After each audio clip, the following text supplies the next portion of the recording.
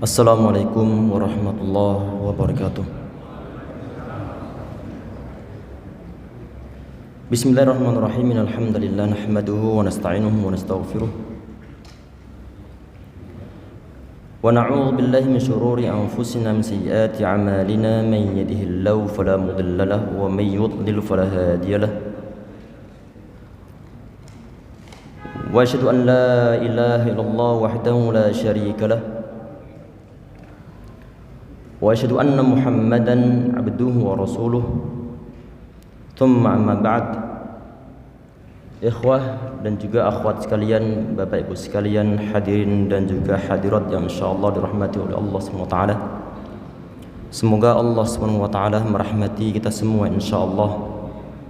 Semoga segala aktivitas kita selalu diberikan kemudahan-kemudahan dan juga keberkahan serta bimbingan dari Allah Subhanahu wa taala insyaallah ya rabbal alamin. Dan semoga kita selalu dimudahkan untuk melangkahkan kaki untuk menghadiri suatu kajian insyaallah.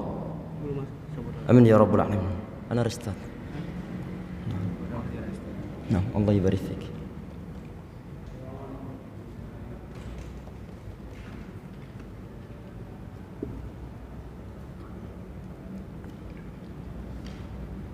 Bismillahirrahmanirrahim. Insyaallah yang kita bahas untuk malam ini adalah hadis yang ke-300. Hadis ini diriwayatkan oleh sahabat Abdullah bin Umar bin Khattab radhiyallahu anhuma. Ini sebelum kita bacakan isi hadisnya, kita perhatikan di dalam kode yang dipakai dalam kitab ini salah tulis, murni salah tulis dari percetakan. Ini kalau antum perhatikan an Ibnu Umar sallallahu alaihi wasallam. Ini yang kedua kali terjadi. Kemarin yang sempat kita perhatikan, ini juga pernah terjadi sebelumnya. Ini ada kata-kata sallallahu alaihi wasallam yang ana kasih lingkaran berwarna merah. Tentunya mereka ini bukan nabi, sahabat Abdullah bin Umar ibn Khattab radhiyallahu anhuma. Mereka adalah para sahabat, anaknya seorang sahabat, ayahnya juga seorang sahabat. Sehingga lebih tepatnya kita mengatakan radhiyallahu anhuma. Qala, beliau berkata begini ya ikhwah sekalian yang insyaallah dirahmati oleh Allah Subhanahu wa taala. Sami'tu Rasulullah sallallahu alaihi wasallam, aku mendengar Nabi Muhammad, beliau bersabda, kullukum ra'in wa kullukum mas'ulun an ra'iyatihi. Kullukum ra'in wa kullukum mas'ulun an ra'iyatihi. Kata beliau dalam hadis ini, setiap kalian adalah pemimpin dan setiap kalian mas'ulun an ra'iyatihi, akan diminta tanggung jawab oleh Allah Subhanahu wa taala dari kepemimpinannya. Jadi semua umat manusia, mereka itu adalah para pemimpin, para pemelihara, penanggung jawab. Dan masing-masing dari semua nanti akan ditanggung jawab oleh Allah Subhanahu wa taala. Sebelum kita lanjutkan pembahasan hadis ini ya ikhwah sekalian, kita perlu memberikan suatu muqaddimah terlebih dahulu insyaallah. Kita kaitkan dengan firman Allah Subhanahu wa taala dalam surah Al-'Asr. Bismillahirrahmanirrahim. A'udzubillahi minasyaitonir rajim. Bismillahirrahmanirrahim. Wal 'asr. Innal insana lafi khusr illa alladzina amanu wa 'amilus salihati wa tawassaw bil haqqi wa tawassaw bis sabr. Demi masa sungguhnya umat manusia semua dalam kerugian. Semua dalam kerugian. Kecuali illal ladzina amanu, kecuali orang-orang yang beriman. Wa 'amilus salihat, dan orang-orang yang beramal saleh. Wa tawassaw bil haqqi, dan mereka nasihat menasihati ataupun saling menasihati dalam suatu kebenaran, dan juga Nasihat-nasihati dalam suatu kesabaran ataupun untuk bersabar. Artinya kalau kita lihat ayat tersebut ya ikhwah, bahwa orang beriman sama beramal soleh saja tidak cukup. Karena Allah mengatakan di sini ini adalah semua umat manusia dalam kerugian, kecuali orang-orang nanti yang 4 komponen dalam ayat ini, dalam surat ini terpenuhi semuanya. Beriman, beramal soleh, nasihat-nasihati dalam masalah kebenaran, nasihat-nasihati dalam masalah kesabaran. Artinya kalau 4 komponen ini, 4 hal ini tidak terpenuhi dalam diri seorang hamba, dia termasuk ataupun masuk dalam ruang lingkup orang yang kerugian. Artinya kalau ada orang beriman, thayyib, alhamdulillah. Ada orang beramal soleh juga alhamdulillah. Yang poin 3 sama 4 tidak dilaksanakan, dia kerugian. Apa itu diantaranya diperhatikan di sini ikhwas sekalian. Yang poin ketiga nanti ini yang berkaitan ataupun yang ingin kita sampaikan, ingin kita kaitkan dengan hadis yang disampaikan oleh sahabat Abdullah bin Umar bin Khattab radhiyallahu anhu dalam pembahasan hadis saat ini. Yaitu berkaitan tentang masalah apa? Berkaitan tentang masalah saling nasihati tentang masalah suatu kebenaran. Kenapa kok umat manusia dalam kerugian begini ya ikhwas sekalian? Kalau misalnya tentunya masalah nasihat ataupun amar ma'ruf nahi munkar termasuk dalam suatu amal soleh. Cuma ini lebih spesifik, lebih terkhusus lagi. Artinya ada orang dia beriman, dia beramal soleh, cuman dia ini cuek dengan orang-orang sekitarnya. Anak-anaknya tidak dinasihati, istrinya tidak dinasihati, keponakannya juga dibiarkan tidak pernah dinasihati. Walaupun dia misalnya dia sering pacaran, walaupun misalnya dia tidak pernah sholat, walaupun misalnya dia tidak pernah sholat berjamaah di masjid, kemudian dicuekin begitu saja.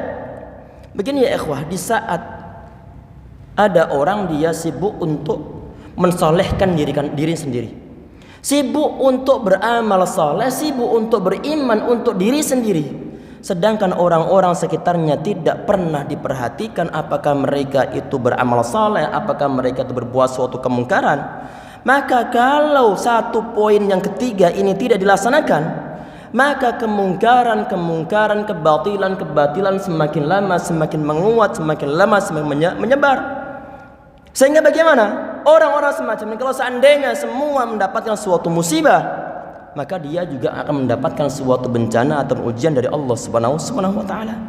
Karena tentunya suatu azab ataupun ujian dari Allah Subhanahu wa taala itu tidak diperuntukkan untuk orang-orang yang berbuat maksiat, tetapi untuk semua, termasuk tadi itu orang yang hanya fokus demi kesolehan sendiri-sendiri, sedangkan orang-orang sekitarnya tidak pernah diperhatikan.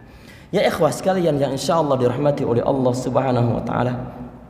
Ini hadis ini ya ikhwah, ini berkaitan tentang masalah suatu pertanggungjawaban, berkaitan tentang masalah suatu amanah yang diberikan oleh Allah Subhanahu wa taala terhadap umat manusia. Suatu amanah yang dibebankan oleh sebagian di antara umat manusia terhadap umat manusia yang lainnya, diberikan suatu kepercayaan. Semakin besar suatu amanah yang dia pegang, semakin besar juga pertanggungjawabannya nanti, baik di hadapan umat manusia sendiri ataupun nanti saat berada di hadapan Allah Subhanahu wa taala. Kita ulang, semakin besar amanah yang dipegang oleh umat manusia, pertanggungjawaban semakin besar.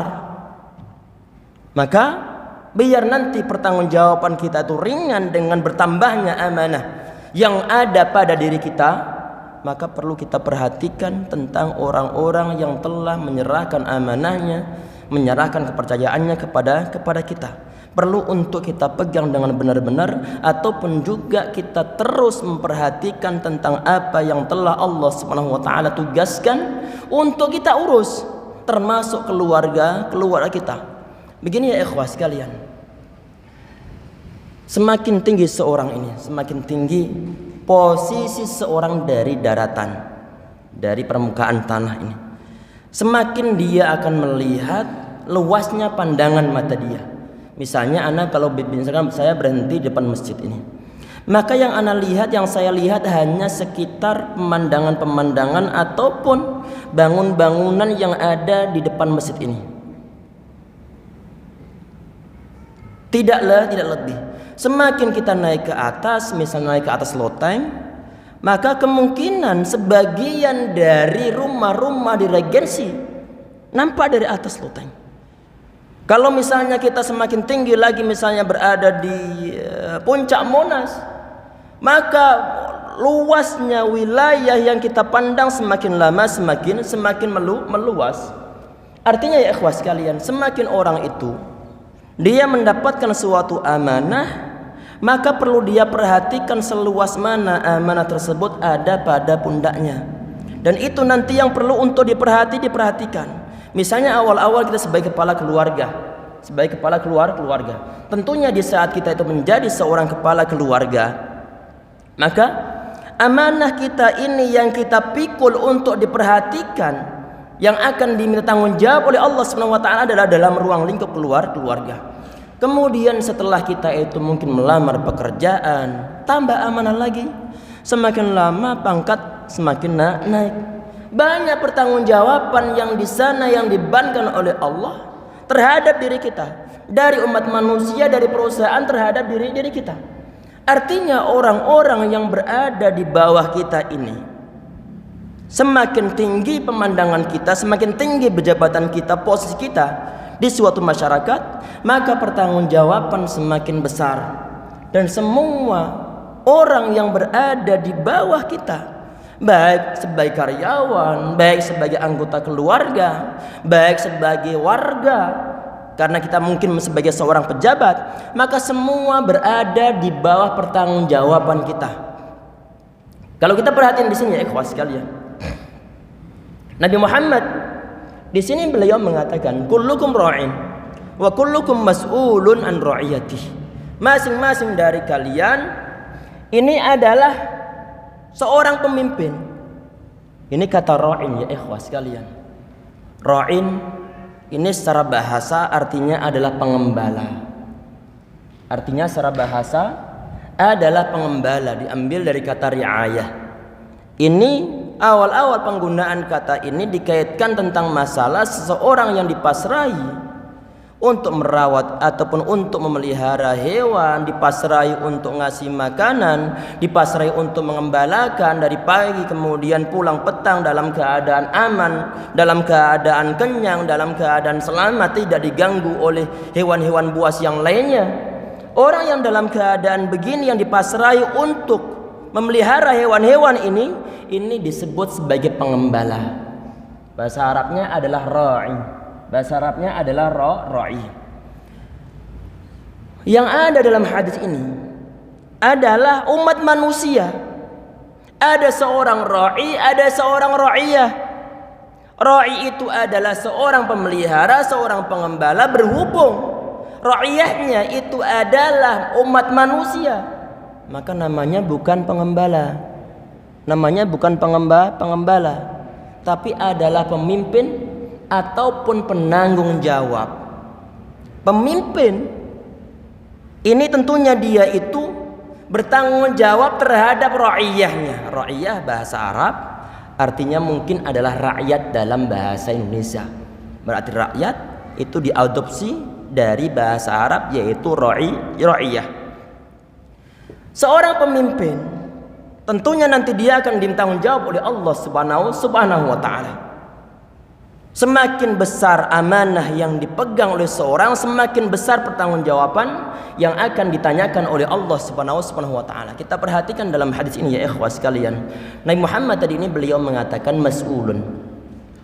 Kullukum ra'in wa kullukum mas'ulun.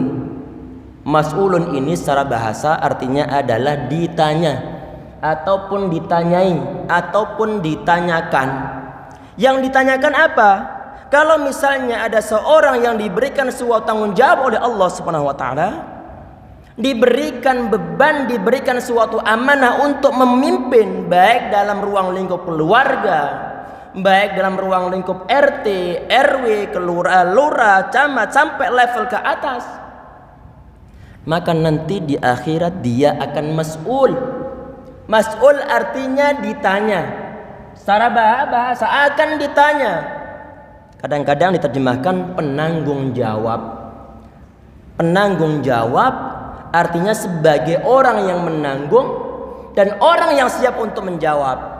Ada permasalahan di perusahaan, di suatu divisi. Ada koordinator di sana. Maka koordinator ini dia adalah mas'ulnya. Artinya orang yang ditanya nanti kalau seandainya ada suatu masalah dalam divisi tersebut, yang pertama ditanya ataupun yang mas'ulnya adalah koordinator ini, adalah kepala divisi. Di sini Nabi Muhammad beliau mengatakan wa kullukum ra'in ataupun kullukum ra'in wa kullukum mas'ulun an ra'yati. Masing-masing dari kalian adalah seorang pemimpin. Seorang pemimpin walaupun toh dalam ruang lingkup yang kecil. Tapi masing-masing adalah pemimpin, diberikan suatu pertanggungjawaban oleh Allah SWT, oleh orang lain. Oleh orang lain. Misalnya begini, ada seorang bos, ada seorang kepala bagian. Dan dia mendapatkan suatu kemudahan, diantaranya adalah mendapatkan satu orang sopir. Satu orang sopir berarti sopir pribadi dari orang atau pejabat-pejabat ini. Maka sopir pribadi ini dia juga merupakan seorang ra'in. Yang berupa apa? Dia bertanggung jawab untuk apa? Untuk menjaga amanah dari orang yang telah memberikan suatu kepercayaan kepada dia, untuk mengantar pejabat ini ke tempat-tempat dia kerja. Berarti dia juga seorang ra'in. Walaupun toh misalnya termasuk juru parkir, dia juga ra'in, bertanggung jawab nanti. Termasuk misalnya adalah bagian cleaning service di suatu kantor, dia juga ra'in. Dari segi apa? Dari segi kebersihan dari kantor tersebut. Sehingga jangan heran di sini ikhwas sekalian, Nabi Muhammad di sini mengatakan, beliau menggunakan bahasa-bahasa yang umum. Kullukum ra'in, masing-masing dari kalian, berarti masing-masing dari kalian itu adalah pemimpin, adalah sebagai seorang penanggung jawab. Dari apa? Dari hal yang dipimpinnya, dari hal yang dipasrahkan suatu terhadap orang-orang ini. Ya ikhwas sekalian yang insyaallah dirahmati oleh Allah Subhanahu wa taala. Jadi ini saat ditanya misalnya, ini pertanggungjawaban nanti bagaimana? Kapan terjadinya? Ini khususnya adalah di samping tanggung jawab dunia.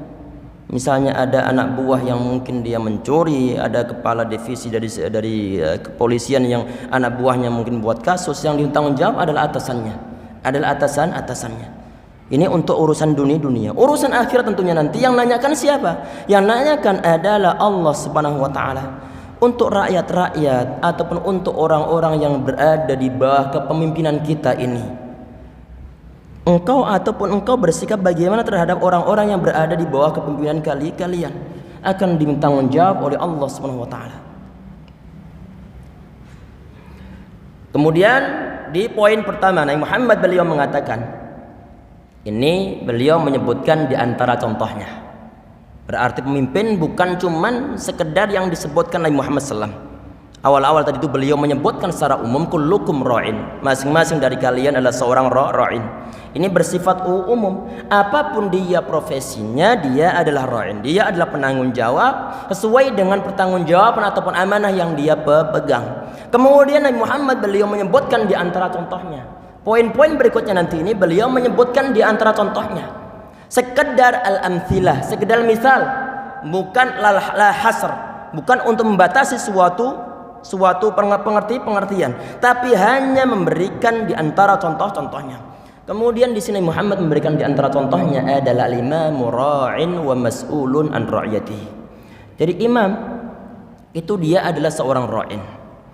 Imam itu apa? Imam itu adalah seseorang yang dijadikan sebagai suatu panutan.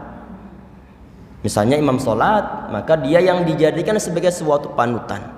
Di saat imamnya melaksanakan suatu gerakan sholat, maka makmumnya perlu untuk mengikuti gerakan sholatnya. Kenapa begitu? Karena dia adalah imam. Karena dia adalah imam. Seorang imam ini adalah qa'id, adalah seorang pemimpin. Baik pemimpinnya adalah pemimpin kebaikan ataupun pemimpinnya adalah pemimpin suatu keburukan. Dia ini adalah pemimpin. Pemimpin disebut sebagai seorang ra'i. Orang yang dipimpinnya disebut sebagai ra'iyah ataupun rakyat di dalam bahasa Indonesia. Semua nanti akan diminta tanggung jawab oleh Allah Subhanahu wa taala tentang apa-apa yang dilaksanakan selama dia menjadi seorang pemimpin, baik sebagai RT, sebagai RW, sebagai kepala desa, sebagai camat, sebagai gubernur, bupati ataupun sebagai kepala negara akan diminta tanggung jawab oleh Allah Subhanahu wa taala. Sebagai pengamalan ya ikhwas sekalian, pengamalan tentang masalah wa tawasau bil haqqi yang kita sebutkan dalam surah Al-Asr tadi itu adalah bentuk realnya adalah walaupun toh misalnya pemimpin tersebut itu dia tidak ngomong, tetapi dari segi prakteknya dia menerapkan aturan-aturan agama Islam. Ini berarti termasuk suatu tawasau bil haqq dengan menggunakan fi'il ataupun perbuatannya. Kalau misalnya ada sebagian di antara pemimpin dari level bawah sampai atas, siapapun dia agamanya, siapapun dia orangnya, apakah dia banyak mengetahui tentang pengetahuan agama Islam ataukah tidak, semua akan diminta tanggung jawab oleh Allah Subhanahu wa taala. Apakah dia abaikan rakyatnya? Apakah dia abaikan anak buahnya? Apakah dia abaikan anggota keluarganya? Tidak dinasihati, tidak pernah diajarkan kebaikan-kebaikan kepada mereka, tidak membuat suatu peraturan-peraturan membuat umatnya, yang membuat rakyatnya, membuat bawahannya lebih dekat kepada Allah Subhanahu wa taala, akan diminta tanggung jawab oleh Allah Subhanahu wa taala. Pengabaian dari segi keadilan misalnya, pengabaian dari segi perhatian menyangkut masalah akhlak dari orang yang dipimpinnya dalam keluarga, dalam RT, dalam RW ataupun dalam ruang lingkup yang lebih luas lagi. Ada suatu hadis ya ikhwas sekalian, ini hadisnya cukup menyeramkan. Ini hadis diriwayatkan oleh seorang sahabat yang bernama Ma'qil bin Yasar Al-Muzani radhiyallahu anhu. Suatu saat beliau ditanya oleh seorang tabi'in yang bernama Ubaidillah bin Ziyad tentang masalah apa? Kata sahabat Ma'qil bin Yasar Al-Muzani radhiyallahu anhu. Ini sebelum beliau meninggal, sakit parah tapi belum meninggal. Masih sempat untuk memberikan suatu hadis kepada seorang tabi'in. Kata beliau, "Inni muhadditsuka." Sesungguhnya diriku akan memberikan suatu hadis kepadamu. Hadisan sami'tu min Rasulillah sallallahu alaihi wasallam. Suatu hadis yang pernah aku dengar dari Nabi Muhammad sallallahu alaihi wasallam. Kalau seandainya saat ini ana belum mau meninggal, belum akan meninggal, sedangkan penyakit itu saat ini memang sudah parah, maka kemungkinan belum akan aku ceritakan hadis-hadis ini.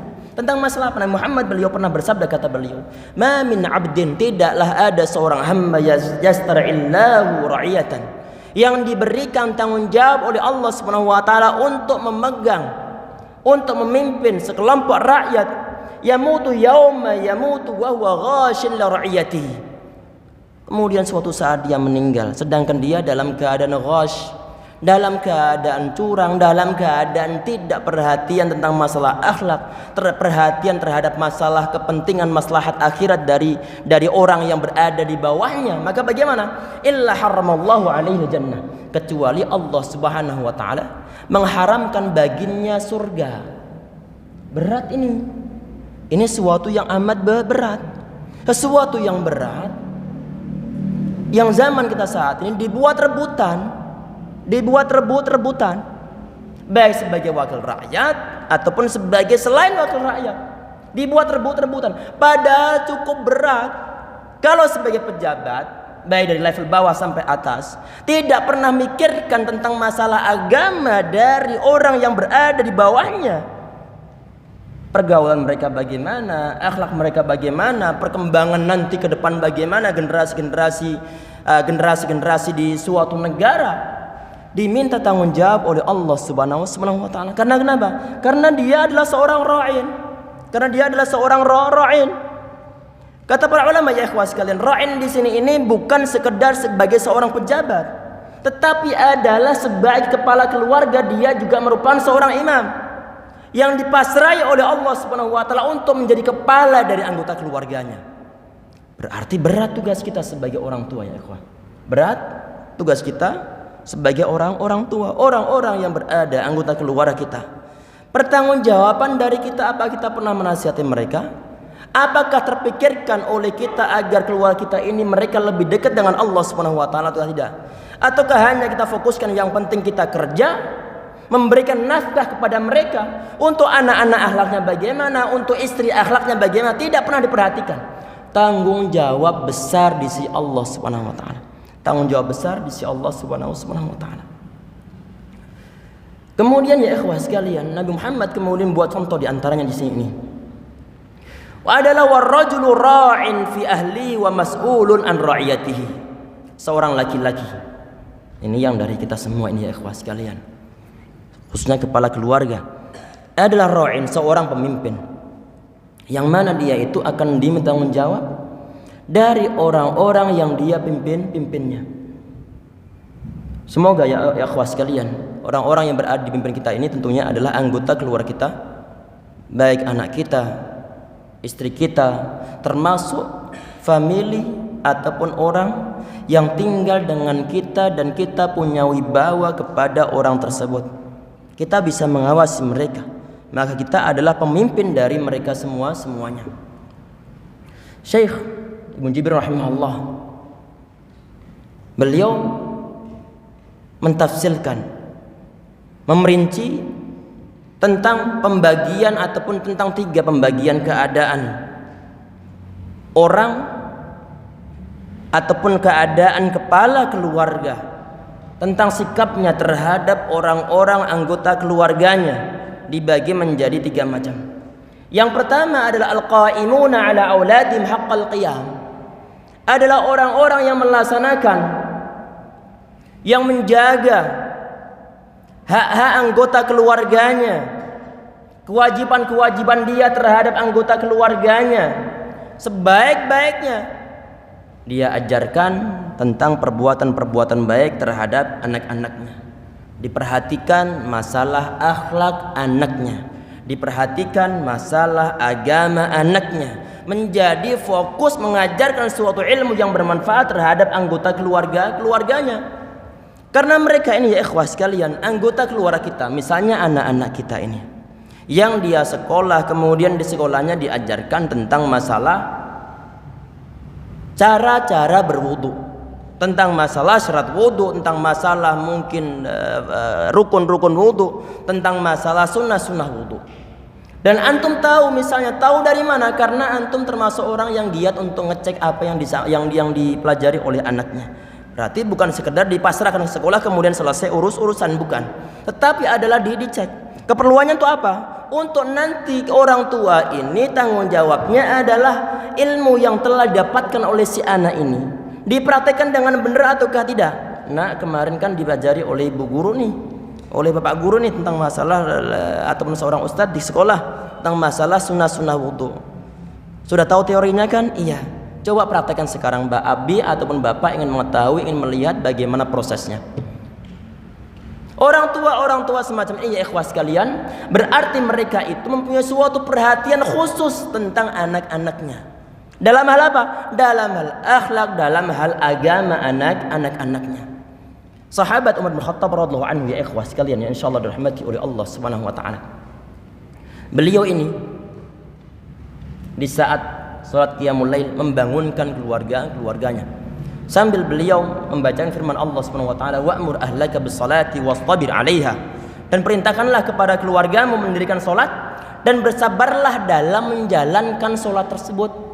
Ini beliau ngomong begitu, itu adalah di saat bangunkan keluarganya, termasuk membangunkan anak-anaknya.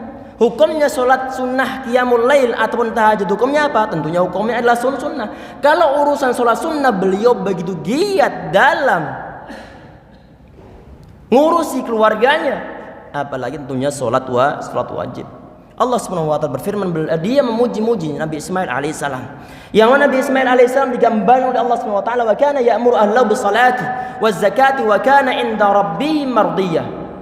Ismail alaihissalam beliau selalu perintah keluarganya untuk sholat dan juga untuk mengeluarkan zakat, dan beliau termasuk orang yang diridhoi di sisi Allah Subhanahu wa taala. Kalau kita perhatiin hadis yang lain ya ikhwah sekalian tentang masalah Muhammad sallallahu alaihi wasallam, beliau mengatakan murru auladakum bisalati li sab'in. Nanti hadisnya setelah hadis ini ada pembahasan hadis tersebut.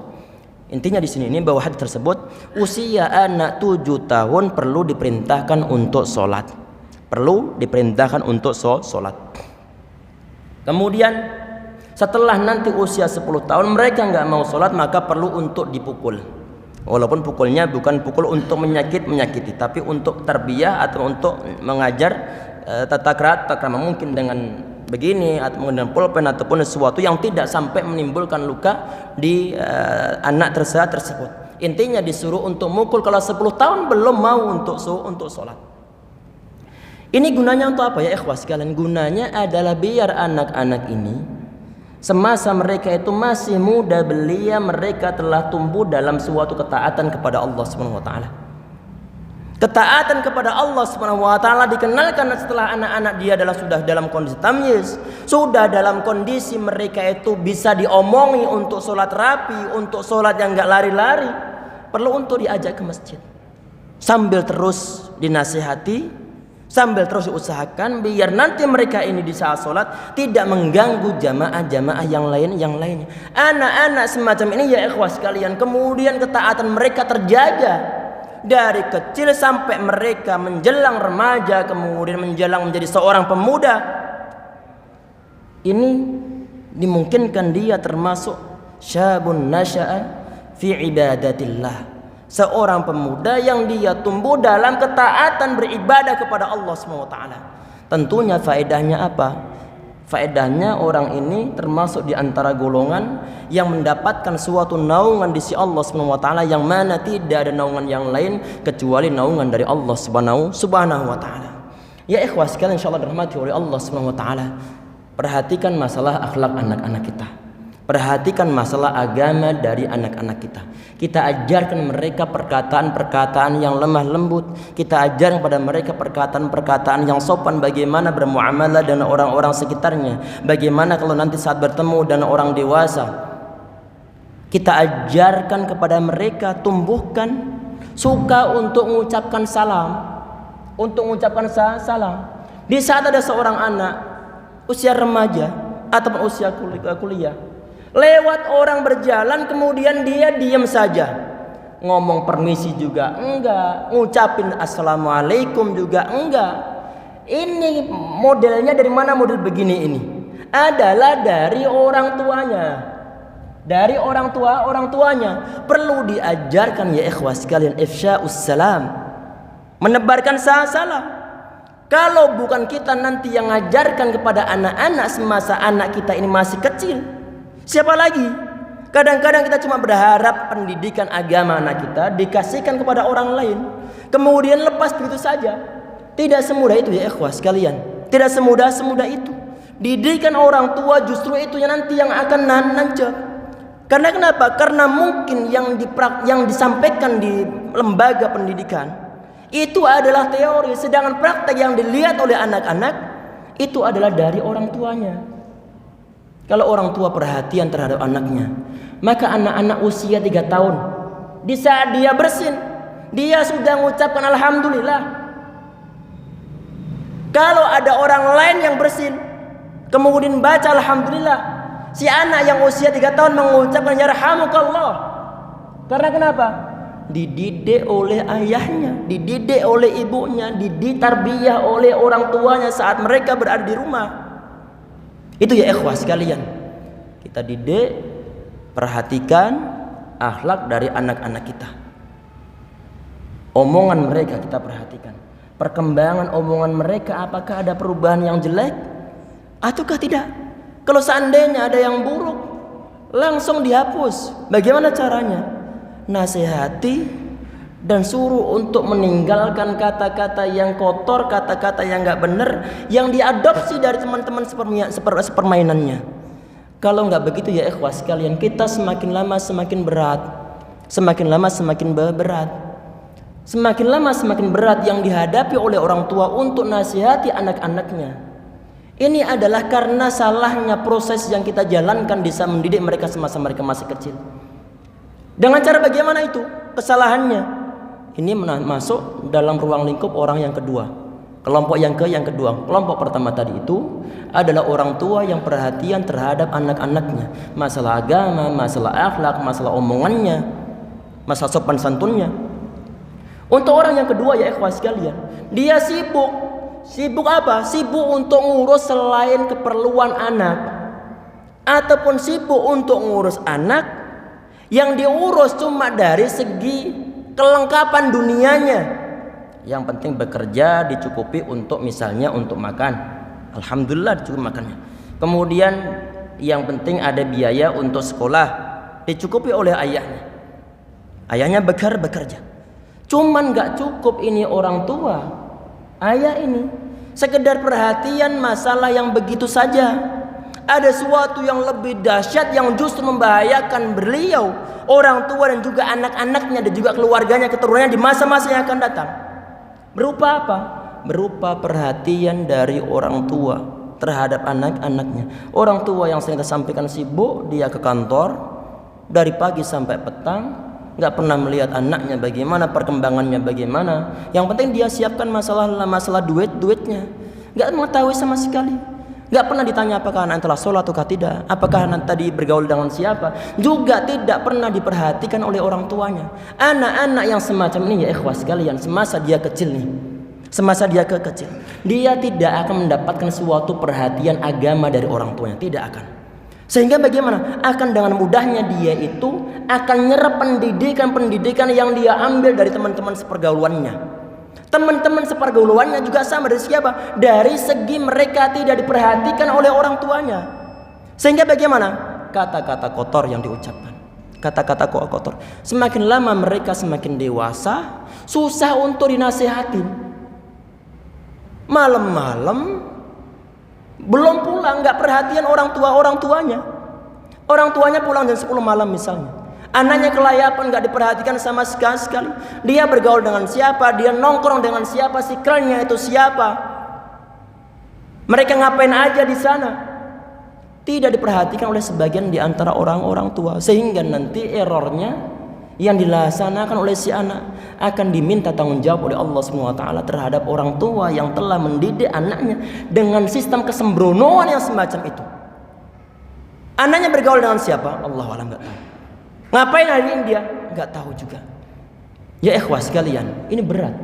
Ini urusan berat. Sehingga nanti kemudian jangan salah kalau seandainya si anak dia sampai di penjara karena mungkin melaksanakan suatu kejahatan, ataupun dia pernah berbuat zina, na'udzubillah. Yang paling bertanggung jawab siapa? Yang paling error adalah orang tuanya. Sejak dari kecil tidak diperhatikan oleh orang tuanya masalah akhlak ataupun yang lain sebagainya. Sehingga semasa mereka sudah dewasa, orang-orang tua mereka telah benar-benar tua, anak-anak ini menjadi anak-anak yang makan hati orang tuanya, menjadi masalah dari keluarganya. Bukan menjadi yang memberikan suatu solusi dari keluarga, tetapi munculkan suatu masalah-masalah yang baru. Karena kenapa? Dari kecil modelnya begitu, sehingga diberikan peringatan oleh Allah SWT. Sekarang rasakan, engkau masih hidup, anak-anak modelnya semacam itu. Kalau orang tua yang telah mungkin dia bertaubat, akan dia terus mengusahakan, walaupun toh awal-awal dia ini qadarullah masyafa'al telah lewat sekian tahun tanpa mendapatkan suatu perhatian dari orang tuanya. Saat ini anak masih hidup, anak perlu untuk mengusahakan mereka. Ini kesalahan-kesalahan dari anak sebagai orang tua. Mereka ingin saya usahakan sebagai anak-anak yang saleh. Nasihatin terus-terusan. Kita masih hidup, mereka masih hidup. Artinya masih ada peluang untuk membawa mereka lebih mengenal Allah SWT, untuk membenahi hal-hal yang sebelumnya telah kita abaikan dalam urusan akhlak, dalam urusan pendidikan agama, dalam urusan masjid atau menghadiri kajian-kajian. Ya ikhwah sekalian, insyaallah dirahmati oleh Allah SWT. Yang terakhir sebagai closingnya adalah untuk teman-teman yang mau menikah ataupun yang telah menikah, dan biasanya sebagian di antara mereka minta nasihat ke anak misalnya. Yang biasa yang anak sampaikan kepada mereka adalah antum bawa keluarga antum jangan jauh-jauh dari majelis ta'lim. Jangan jauh-jauh dari masjid. Pangkal urusan permasalahan dalam rumah tangga, hausnya anggota keluarga tentang masalah dunia, harta benda, lupa tentang dosa, tidak ingat tentang pahala, adalah karena mereka jauh dari majelis ta'lim. Sehingga yang ana nasihatkan, antum jadwalkan setiap pekannya, antum ajak istri antum, anak-anak antum untuk menghadiri suatu kajian, biar nanti prinsipnya ini bareng. Biar prinsipnya bareng, tentrem bareng, seneng bareng, bahagia bareng, masuk surga bareng insyaallah. Amin ya rabbal alamin. Ya ikhwah sekalian yang insyaallah dirahmati oleh Allah Subhanahu wa taala, semoga kita dijadikan oleh Allah Subhanahu wa taala sebagai hamba-hambanya yang terus berusaha untuk mentarbiyah keluarganya. Tidak ada kata terlambat selama kita masih hidup. Walaupun toh awal-awal dulunya kita mungkin gak perhatian, selama kita masih hidup masih diberi kesempatan oleh Allah SWT untuk memperbaiki diri, untuk mengajak anggota keluarga lebih memperbaiki diri, untuk lebih dekat dengan Allah SWT, insyaallah. Amin ya rabbal alamin. Ini untuk pembahasan nanti kita lanjutkan di pembahasan ataupun di pertemuan berikutnya insyaallah. Subhanakallah bihamdika asyhadu an la ilaha illa anta astaghfiruka wa atubu ilaik. Assalamualaikum warahmatullahi wabarakatuh.